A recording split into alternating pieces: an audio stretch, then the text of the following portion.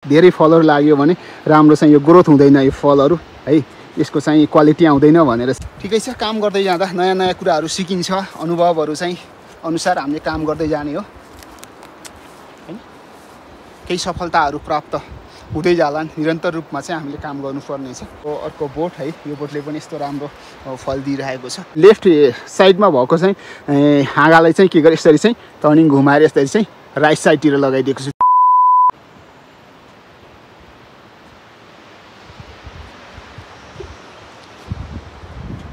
Hello everyone welcome back to my another new video I hope सबैजना पक्कै पनि आरामै हुनुहुन्छ होला है म पनि फिट एन्ड फाइन नै छु यतिखेर म ठ्याक्कै यहाँ माथिको सिपको घर आइपुगेँ र म यहाँ आइसकेपछि टक्क करिब 2-3 महिना भयो मेरो यहाँ किवी बारीमा म प्रवेश नगरेको है साउनतिर है मैले चाहिँ हल्का काटछाट फलहरूलाई काटछाट गरिसकेपछि अनि म त्यहाँ गएको छैन के अनि के कस्तो छ अस्ति तिहारमा आएर पनि म हतार भएको कारणले गर्दा त्यहाँनिर जान पाइनँ अनि यतिखेर म ट्याक्क किवी बारीमा चाहिँ प्रवेश गर्दैछु के कस्तो भएको छ हैन कतिको फलहरू लागेको छ है म त्यो तपाईहरुलाई देखाउँछु यतिखेरको मौसमको कुरा गर्ने हो नि ट्याक्क अझ चाहिँ हल्का घाम लागेको छ है मन्था आँधीहुरीको कारणले गर्दाखेरि है 2-3 दिन है लगातार पानी पर्यो त्यसपछि आजबाट मौसम सुधार भएको छ हल्का घाम लागिरहेको छ ओ माइ गॉड है हेर्नु त के भयो यार ल हेर यहाँ त किवी त धले छ त ल यहाँ म किवी बारीमा प्रवेश गरिसकेँ ठ्याक्कै यहाँनिर एउटा हाम्रो किवीको सबैभन्दा राम्रो फोर चाहिँ यहाँ चाहिँ को तिबार को काठ चाहिँ कुएर भाँचिएर चाहिँ खसेछ साथीहरु यो मेरो चाहिँ पर्सनल किवी फर्म भनेर चाहिँ भन्नुपर्ने हुन्छ ठ्याक्क किवीको अवस्था यहाँनिर एउटा चाहिँ बोट ढलेको रहेछ है के भएको छ है मेरो सबैभन्दा राम्रो फल फल्ने चाहिँ बोट हो यसरी चाहिँ यहाँको चाहिँ काठहरु कुएर चाहिँ खसिसकेपछि पक्कै पनि यहाँ समस्या भएको छ के भएको छ अब तनाव भइहाल्यो है ठ्याक्क किवी चाहिँ यस्तो फलेको रहेछ म के भयो त्यहाँ म देखाउँछु है तपाईहरुलाई ओ बाफ्रे बाफ्रे देख है नो सेट यार ल कहिले त्यो गरेको है अनि त्यस्तो फल फलेको थियो ओ माइ गॉड के भयो चुन्डिएछ ल हेर यहाँ चोकबाट ठ्याक्क च्याटिएर ल बर्बाद भयो नि यहाँ गइ त हाले हेर्नु त यस्तो राम्रो फल फलेको थियो सबैभन्दा राम्रो बोट हो है हेर्नु त यस्तो च्याटिएछ ल हेर यतातिर राम्रो फल फलेको च्याटिएछ हाँगो गइहाल्यो है अनि अर्को हाँगो चाहिँ यतातिरबाट आएर यस्तो चाहिँ फल फलिरहेको रहेछ राम्रो फल फल्थ्यो है लाइटिङको समस्या राम्रोसँग देखिएको छैन होला है अब च्याटिएछ समस्या भयो सुरुमा म तपाईहरुलाई देखाएँ यस्तो राम्रो फल फलेको अब यसरी चाहिँ फलहरु चाहिँ खसिरहेको यस्तो फलेको थियो है अब के हुन्छ खान मिल्छ कि मिल्दैन अब राम्रोसँग यिनीहरूले चाहिँ अब न्युट्रिसन पनि खान पाएको छैन होला बर्बाद भएछ ल त्यस्तै यो साथीहरु काम गर्दै जाँदा है सोच्दा सोच्दै पनि है केही विचारहरु पुर्याइन सकिएन भने समस्या हुन सक्छ यतिखेर ठ्याक्क मैले यहाँ राखिदिएको थिएँ के यो भाँचिन्छ भनेर यो त ग्यापिङ थियो नि त अनि त्यसमा चाहिँ नयाँ काठ राखेको थियो त्यस्तो होला भनेर सोचेको थिएन हैन थाम्न सक्छ भनेको थिएँ अब त्यस्तो समस्या भएछ यस्तो हुन्छ काम गर्दै जाँदा यस्तो समस्याहरु हुन्छ है पहिले नै सोचे यस्तो हुन सक्छ भनेर ठ्याक्क अनि मैले केही नयाँ बोटहरुमा पनि अब यस्तो समस्या हुन सक्छ हाम्रो गाउँमा त फेरि के हुन्छ भन्दा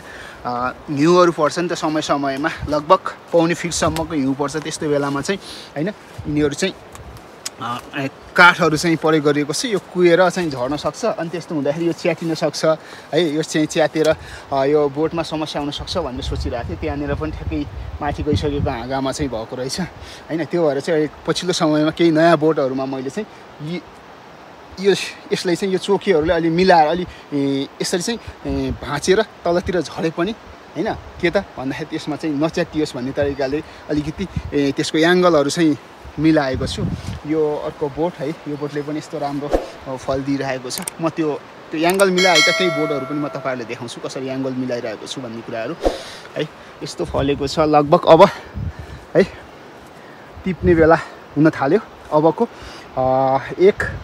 1-1.5 महिनामा चाहिँ यो फल म्याचुर हुन्छ त्यसपछि हामी चाहिँ टिप्ने छ यो मेरो चाहिँ अर्को यो मेरो चाहिँ अर्को बोर्ड हो। त्यसै गरी यतातिर अन्य बोर्डहरूमा के कस्तो फलहरू राखेको छ मैले साउनतिर है ठ्याक्क हल्का फलहरू बाक्लो लागेको कारणले गर्दा काटछाँटहरू चाहिँ गरेको थिएँ। त्यसपछि म बल्ल आज प्रवेश गरेको छु है। त्यो गर्दै गर्दा त्यहाँ एउटा बोर्डमा मेरो राम्रो बोर्डमा समस्या भएछ है।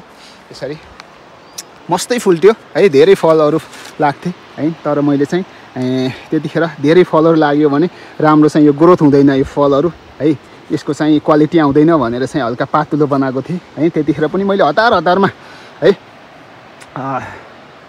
हतारमा मैले चाहिँ फलहरू चाहिँ काटछाँट गरेको थिएँ है। त्यो भिडियो पनि तपाईँहरू त्यहाँ गएर हेर्न सक्नुहुनेछ। यस्तो चाहिँ राम्रो ग्रोथहरू चाहिँ भएको रहेछ, राम्रो छ। अबको केही महिनामा चाहिँ हामी निकाल्छौँ है। लगभग म्याच्योर हुन थालिसकेको छ साथीहरू। त्यही हो, यस्तो छ यो ल्यान्ड त। यहाँ पनि काठहरू भाँचिएर यसरी चाहिँ झपक्क भुइँभरि खसेको छ है। ल्याएर यस्तो समस्या भएछ, यी काठहरू भाँचिएर यस्तो भएको छ। मैले यो ठ्याक्कै भनिहालेँ नि, यो बोर्डमा ठ्याक्कै यो बोर्डमा चाहिँ त्यो रुल्स लागू गरेको छु क्या। हेर्नु न, यो चोकेलाई ठ्याक्क चाहिँ पछि समस्या हुनसक्छ। हिउँ परेर चाहिँ काठहरू कुहेका काठहरू चाहिँ खस्यो भने होइन, यो बोर्डहरू लप्किसकेपछि पनि त्यस्तो नच्याटियोस्। त्यहाँ माथिको अघिको बोर्डमा हेर्नु भने त्यसरी चाहिँ नच्याटियोस् भनेर ठ्याक्क हेर्नुहोस् है, यसरी त्यो गरेको है। यसलाई चाहिँ यहाँबाट ठ्याक्क लगेर यसरी चाहिँ लेफ्ट एङ्गलतिर होइन, त्यसपछि लेफ्ट साइडमा भएको चाहिँ हाँगालाई चाहिँ के गरेँ यसरी चाहिँ टर्निङ घुमाएर यसरी चाहिँ राइट साइडतिर लगाइदिएको छु। त्यो भयो भने यसरी चाहिँ यो काठहरू चाहिँ कुहिएर झऱ्यो भने पनि टक्क के हुने भयो त, यसरी भुइँमा है तपाईँहरूले देख्न सक्नुहुन्छ। यसरी चाहिँ भुइँमा चाहिँ हाँगाहरू यसरी लटरम्म झरे पनि त्यो चाहिँ के हुने भयो त, यो चाहिँ चोके चाहिँ नच्यातिने भनेर पछिल्लो बोर्डहरूले चाहिँ मैले यसरी सकेसम्म यसरी एङ्गलहरू मिलाएर राखेको छु होइन। हेर्नु त, अब यहाँनिर पनि ठ्याक्कै यो काठहरू चाहिँ तिबारवटा भाँचिएर होइन, तिबार टाढा भएको कारणले गर्दा यसरी चाहिँ भाँचिएर यसरी त्यो गरेको छ। ओ माई गड, के हो यस्तो? हेर्नु त, क्या यस्तो फलेर भुइँभरि किवी। ओ माई गड, ल हेर्नुहोस् अब किवी त लगाइयो साथीहरू। थोडा अब व्यवस्थापन गर्न अलिकति गाह्रो भएको अवस्था रह्यो। हेर्नु न, अब मेरो बसाइ तल करिमेलातिर हुन थाल्यो। त्यस पछाडि यहाँनिर आएर चाहिँ यसरी चाहिँ व्यवस्थापन गर्न अलिक सकिरहेको छैन, त्यो फुर्सद मिलिरहेको छैन। हेर्नु त, यस्तो खासै यो वर्ष चाहिँ फलहरू पातलो चाहिँ लागेको रहेछ। मैले के हो त भन्दा राम्रो चाहिँ फलहरू है, कतिपयले साथीहरूले भन्नुभएको थियो त्यति राम्रो फलहरू चाहिँ ठुला भएन है, क्वालिटी आएन भन्नुहुन्थ्यो। त्यस पछाडि मैले सोचेँ कि धेरै फलहरू लाग्यो, फेरि किवी फेरि एकदम धेरै दानाहरू लाग्दो रहेछ होइन। यो ठाउँको लागि अलिकति सुइटेबल भयो होला सायद, त्यसैले होला चाहिँ राम्रो चाहिँ दानाहरू चाहिँ लगायो। धेरै फलहरू चाहिँ फलेपछि दानाहरू ग्रोथ भएन। त्यसपछि मैले दानाहरू निकालिदिइसकेपछि है हल्का ग्रोथ भएको रहेछ है। मेरो किवी यो बगैँचामा त्यता परसम्म पनि छ है किवीको बोटहरू। त्यहाँ अलिक पछिल्लो समयमा लगाएका बोटहरू ससाना छन्। अनि यतातिर अलि पहिले लगाएका लगभग 4-5 वर्ष 6 वर्षका बोटहरू हुन्। यिनीहरू फल दिन थालिसकेको छ राम्रोसँग है। त्यो देखाउँछु भने विदेशमा बसेका साथीहरू यहाँका किवीका फलहरू ठुल्ठुला हुन्छन्, त्यहाँ अलिकति साना मसिनो भयो होइन भन्नुहुन्थ्यो। त्यो भएको कारणले गर्दा यो धेरै बाक्लो फलेर होला सायद यसमा चाहिँ राम्रो चाहिँ ग्रोथ भएन। दानाहरू यो पटक चाहिँ मैले चाहिँ अलिक कम बनाउँछु होइन। फलहरू चाहिँ काटछाँट गर्छु, त्यतिखेर चाहिँ छाँटेर राखेर चाहिँ कस्तो हुँदो रहेछ भनेर चाहिँ टेस्टिङ गरेको है। लगभग साथीहरू पहिलाको भन्दा यो वर्ष हेर्नु त यस्तो राम्रो है। मैले पातला दानाहरू चाहिँ राखिदिएको, यस्तो राम्रो ठुल्ठुलै भएको छ। लगभग यस्तो चाहिँ दानाहरू चाहिँ भएको छ है। अब यो बोटले नि कति धेरै फल्थ्यो, राम्रो फल्थ्यो है। मैले छाट्ने क्रममा अलिकति छुटेका, हेर्नु न यति धेरै फलेको छ। यसमा मैले चाहिँ अब छाट्न हतारमा छाट्दा छुटेका दानाहरू भएको गएर अलि मसिना छ। अनि हेर्नु न ठ्याक्कै यतातिर है 2-3वटा होइन 4वटासम्म राखिदिएको। यसमा चाहिँ कस्तो राम्रो दानाहरू चाहिँ लागेको छ है, ग्रोथ भएर आएको छ है। अब यो भइसक्यो भने अब ठुला मिठो टेस्ट होइन। यसमा चाहिँ अब पूर्ण रूपमा म्याच्युर भयो भने यो फलहरू खानको लागि पनि पक्कै पनि राम्रो हुनेछ। हे गाइस, म किवी बारी सरसर्ती घुम्दैछु होइन। कस्तो लाग्यो होइन मेरो किवी बगैँचामा रहेको किवीका फलहरू होइन। हेरिसक्नुभयो कमेन्ट गर्नु होला। अब लगभग म्याच्योर टिपेर खाने बेला हुन लागिसक्यो है। अबको 1 महिनाभित्रमा हामी चाहिँ यो फलहरू चाहिँ टिप्छौँ है। हेर्नु न त्यसरी चाहिँ पातहरू पनि झर्न थालिसकेको छ। अब यसरी चाहिँ पातहरू झर्न थाल्यो भने अब हामी चाहिँ यो फलहरू चाहिँ टिपेर चाहिँ राख्छौँ, भण्डारण गर्छौँ। कतिपय साथीहरूले चाहिँ माग्नुहुन्छ है, बजारमा चाहिँ बिक्रीको लागि चाहिँ पठाउँछौँ। त्यही साथीहरू म यसरी सर र किवी फर्म एकचोटि घुम्छु भनौँ न होइन। अब व्यवस्थापन गर्नुपर्ने धेरै कुराहरू छन् है, बाँकी नै छ। अब तपाईँहरूले देखिहाल्नुभयो है मेरो फर्ममा है किवीका बोटहरूले फलेका फलहरू है। म सर र हेरिरहेको छु। अब यहाँ यत्रौता साना म उता साना बोटहरूलाई पनि एकचोटि हेर्नुपर्ने हुन्छ, कहाँ के भएको छ, कति बिग्रेका छन्, भड्केका छन् है। व्यवस्थापन गर्नुपर्ने छ, अझ बाँकी नै छ होइन। समय मिलाएर म यसरी आउने गर्छु है, गर्दैछु समय योजना मिलाएर। अब योजना बनाएर कुन समयमा आएर कसरी चाहिँ गर्ने भन्ने छ। मैले टक्कै हेर्दैछु यी मेरा बोटहरू यसरी चाहिँ होइन। अब पहिला फलेका बोटहरूले नि यो वर्ष अलि फलेनन्, किनकि मैले तपाईँहरूको अघिल्लो भिडियोमा पनि हेर्न सक्नुहुन्छ कसरी काँचछाँट गर्ने भन्ने तरिकाले मेरो आफ्नो अनुभव अनुसार काँचछाँट गर्दै गर्दा यो वर्ष फल्दै गरेका बिरुवाहरूले पनि कम फलेको छ। सुरुमा फल भन्दा पनि सुरुका वर्षहरूमा होइन बोटलाई चाहिँ राम्रो बनाउनुपर्छ है। बोट राम्रो बनायो भने त्यसले राम्रो फल दिन्छ भन्ने मेरो चाहिँ यही सोचका साथ म बोट बनाउनुतिर लागेको छु। मैले सरसर्ती हेरिरहेको छु साथीहरू के भएको छ भने लगभग सबै ठिकै छ। अब फेरि हामीले चाहिँ काटछाँट गर्नुपर्ने हुन्छ होइन। वर्षमा 2 पटक असार साउनतिर अनि पुष माघतिर चाहिँ गरिहाल्नुपर्ने हुन्छ। यस्तै छ, पहिला पनि गरिरहेको छु, हेर्दै आउनु भएको छ तपाईँहरूले होइन।